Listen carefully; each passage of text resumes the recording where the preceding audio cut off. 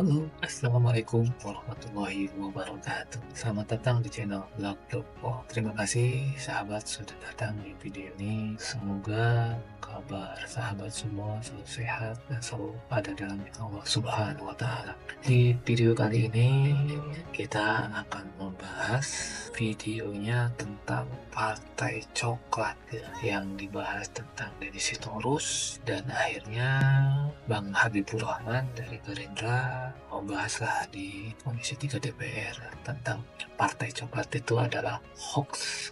Dan anggota DPR itu harus dipanggil MKD. Dan ternyata respon Partai Coklat ini berbagai macam tanggapan, bahkan netizen pun menanggapinya. Terima kasih. Perkenalkan saya Alfitria dari Tempo. Selamat sore Pak Sekjen dan dari jajaran DPP. Saya mau tanya masih soal Parcok.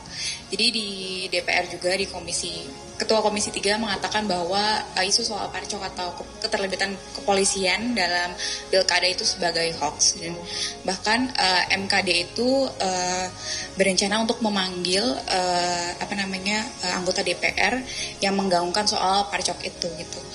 Bagaimana tanggapan dari PDIP sendiri, dan mungkin Pak Dery bisa menjawab soal isu laporan tersebut. Terima kasih.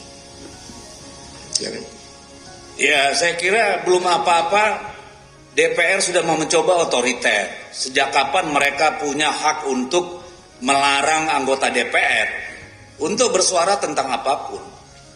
Ya, belum apa-apa sudah otoriter begitu, apalagi Komisi 3 atau MKD, silakan. Saya sebagai anggota DPR RI punya kewajiban menurut undang-undang melakukan edukasi politik, hak saya untuk melakukan itu. Kalau saya berbeda pendapat dengan dia, bukan berarti dia boleh sewenang-wenang manggil dan mengadili orang. Silakan dipelajari dulu. Ya, ada tahapan-tahapannya. Jangan belum apa-apa DPR sudah jadi lembaga sok kuasa. Ya, saya kira fenomena Parcok ini sudah dibicarakan di mana-mana. Ya, kalau mau manggil saya silakan panggil dulu itu yang namanya bocor halus, Tempo. Coba mereka investigasi mendalam baru panggil saya. Kalau dia panggil saya tanpa panggil dan dalami masalah ini di publik, saya kira itu otoriter namanya. Dan saya pasti lawan. Ya, jadi jangan sembrono menggunakan kekuasaan. Kekuasaan itu ada batasnya.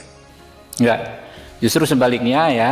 Apa yang disampaikan oleh segelintir orang terkait Parcok dan lain sebagainya itu kami kategorikan sebagai hoax, ya. Dan ada juga anggota DPR yang menyampaikan hal tersebut. Orang tersebut bahkan sudah dilaporkan ke MKD, ya. Karena kami juga anggota MKD, ya. Orang tersebut sudah dilaporkan ke MKD. Kami ingin meminta keterangan beliau apa yang menjadi bukti, ya, apa yang menjadi dasar juga disampaikannya tuduhan tersebut. Namanya pilkada ini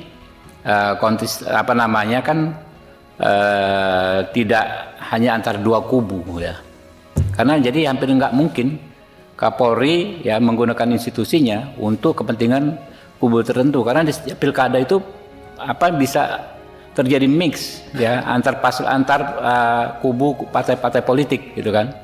Di provinsi A misalnya partai A berkoalisi dengan partai B, di provinsi lainnya berseberangan, ya. Jadi secara logika nggak logis, ya. Dan kami minta sesama teman-teman anggota DPR, walaupun kita bebas berpendapat, tapi harus didasarkan pada bukti-bukti yang kuat, jangan hanya narasi-narasi, karena ini justrulah yang akan bisa menjadi situasi tidak kondusif. Saya dengar orang tersebut sudah dilaporkan di MKD. Kalau dilaporkan di MKD, prosedurnya tentu akan dipanggil, dimintai keterangan, dan diminta untuk membuktikan. Kalau tidak bisa membuktikan, tentu ada konsekuensinya, ya.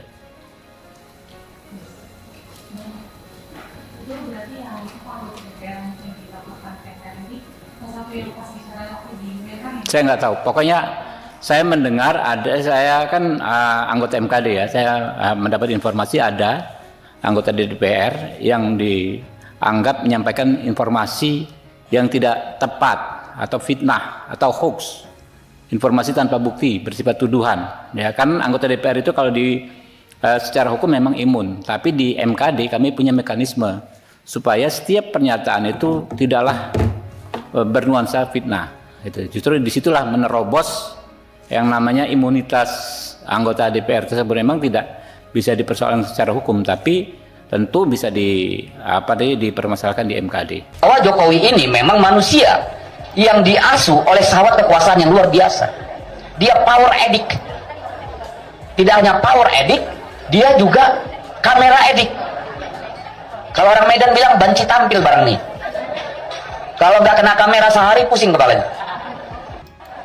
Hari-hari ini Bapak dan Ibu, kita sedang mengalami pilkada. Dan pada detik ini sedang berlangsung kejahatan luar biasa di bidang pemilu di seluruh Indonesia. Tadi pagi aja kami menemukan di beberapa kota dan kabupaten di Sumatera Utara pembagian beras dan uang. Berasnya ditaruh nama BN, Beras Nusantara. Tapi kan kita tahu BN itu siapa? Ya kan, orang bisa berspekulasi itu Bobi Nasution. Jadi hukumnya udah rusak. Yang paling berpengaruh siapa? Polisi. Yang sekarang sedang melakukan kejahatan terhadap Republik ini ada oknum-oknum polisi. Ya kan? Ya, Partai Coklat lah katanya. Ada yang tahu nggak Deddy Sitorus lagi ngapain? Mungkin nggak Deddy Sitorus ini lagi nangis bareng? Atau mungkin Deddy Sitorus lagi sakit kepala, pusing, migrain, lagi mikir keras nih, siapa yang bisa disalahkan, yang bisa dijadikan kambing hitam atas kekalahan kader Banteng di Kabupaten Bangka. Kader Banteng ini, petugas partai Banteng ini, petahana loh, jangan main-main nih. Bupati sebelumnya ini, diusung partai Banteng dan banyak partai, termasuk Kimpres di dalamnya. Tapi kalah sama kota kosong. Mau bilang apa dia di Sitorus? Mau bilang kandang bansos, kandang parcok, kota kosong curang? Atau pendukung-pendukungnya, buzzer-buzzernya Banteng ini mau bilang apa? SDM-nya rendah, nggak pada pinter, warga Bangka, primitif, gimana? Sekarang ngerti kan? Paham kan? Mayoritas warga di Bangka, di Jawa Tengah, sama. Udah nggak mau lagi dipimpin petugas partai Banteng ini. Karena nggak kerja buat rakyat. Nggak tahu dah kerja buat siapa. Makanya nggak mau lagi sama Banteng, titik, selesai. Bukan masalah bansos, bukan masalah SDM. Ngerti ya? Paham ya lu semua ya? Ditanya bansos asal dari mana nggak bisa jawab. Ya ini saya jawab ya. Saya jawab bahwa bansos itu berasal dari PDIP untuk kemenangan Bapak Andika. Itu jawabannya. Perhatikan baik-baik ya. Jadi kalau ada yang menyebutkan bansos itu hanya disebarkan oleh pihaknya Pak Jokowi atau Pak Prabowo, ya enggak lah. Ya ini lihat itu terang-terangan itu ya.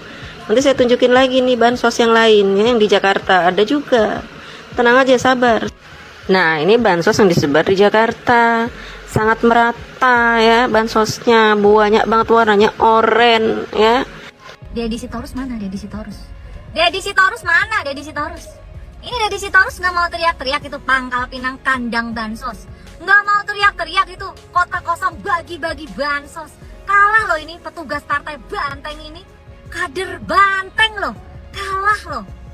Petahana loh. Kalah loh. Udah diusung Banteng dan belasan partai lainnya termasuk Kimpres di dalamnya.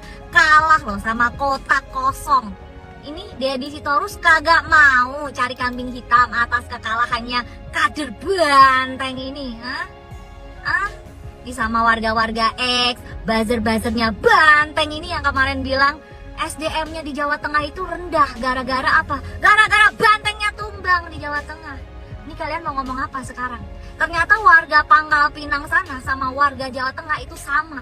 Mayoritas itu udah nggak mau dipimpin ya sama pimpinan dari partai Banteng ini. Udah nggak mau dipimpin sama petugas partai Banteng ini. Mau ngomong apa sekarang kalian? Wah, pilkada 2024 ternyata pemenangnya tetap Pak Jokowi nih. Masa sih? Emang iya itu bang? Iya, jadi hasil pilkada 2024 ini kan udah pada ketahuan. Terutama versi hitung cepat sudah keluar tuh siapa saja yang memenangi kontestasi. Hal yang menarik dari hasil tersebut ialah paslon yang terafiliasi dengan Jokowi atau yang diusung Koalisi Indonesia Maju rata-rata menang. Misalnya Jawa Timur, pasangan Khofifah Emil Dardak Ahok unggul dengan suara signifikan dibanding lawan-lawannya dengan memperoleh 59% lebih suara. Lalu Jawa Barat, pasangan Deddy Mulyadi Erwan Setiawan dapat suara lebih dari 60% versi hitung cepat. Bahkan Jawa Tengah yang merupakan kandang banteng malah dimenangkan oleh calon yang didukung Jokowi, yakni Ahmad Lutfi dan Taj Yassin. Kemudian tentu saja di Sumatera Utara menantu Jokowi, Bobi Nasution juga unggul dari Edi Rahmayadi. Nah, Pak Jokowi mungkin kalahnya di Jakarta aja nih, di mana Ridwan Kamil Suswono yang diendorse Jokowi dan Prabowo harus mengakui keunggulan Pramono Rano. Tapi secara rata-rata, calon yang diendorse Jokowi memang memenangi pilkada, baik itu gubernur maupun bupati wali kota. Pokoknya yang beberapa waktu lalu pada bikin video template bareng Jokowi itulah, rata-rata mereka menang. Termasuk di Solo, yang juga kandang banteng, calon dari PDIP kalah telak sama jagoannya Jokowi, Respati Astrid. Jadi intinya mesin politik Jokowi ini masih cukup OP sih sejauh ini.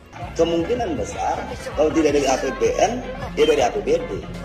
Seorang Adian Napitupulu berbicara bahwa tingginya kos politik membuat seseorang nantinya ketika menang, dia akan mencari gantinya di APBN atau di APBD.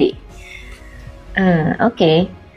Akhirnya saya paham nih kenapa Banteng lagi mengamuk di mana-mana, lagi nantrum di mana-mana di tempat daerah yang kalah, karena udah ngeluarin kos politik segitu tingginya, nggak dapat ganti, ya kan? Tapi giliran di tempat yang menang, nggak ada tuh ribut-ribut masalah ada ini itu. Lihat nih, contoh Jawa Tengah ya, kos politik yang kayak gimana sih yang kurang? Gas melon udah, beras udah, minyak udah, baju udah.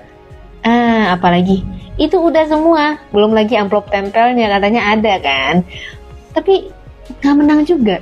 Jadi sekian tinggi kos politik yang udah dikeluarkan PDI Perjuangan untuk memenangkan Pak Andika Perkasa, akhirnya harus terbuang dan nggak dapat gantinya. Nah itu kan yang bikin nantrum kan ya. Coba kalau di daerah yang menang, kos politik lah atau apalah, polusi-polusi yang mendukung supaya calon dari PDI Perjuangan menang, berhasil gitu digunakan, nggak ada nantrum, tidak ada kecurangan sama sekali. Ini klise banget apa yang disampaikan oleh seorang Adian Napitupulu.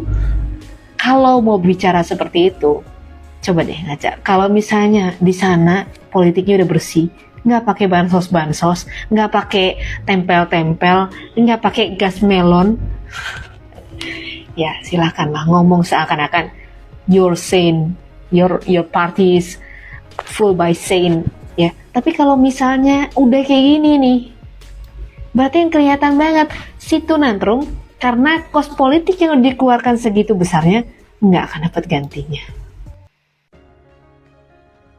Nah, itu sahabat videonya dari tanggapan para netizen tentang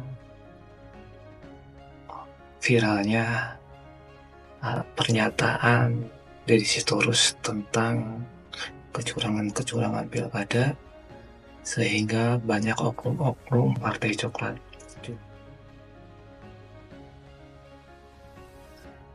Gimana tanggapan sahabat semua? Komentar ya, di kolom komentar. Oke. Sekian video dari kami. Jangan lupa like, share, dan subscribe supaya sahabat tidak ketinggalan video-video kami berikutnya. Terima kasih. Assalamualaikum warahmatullahi wabarakatuh.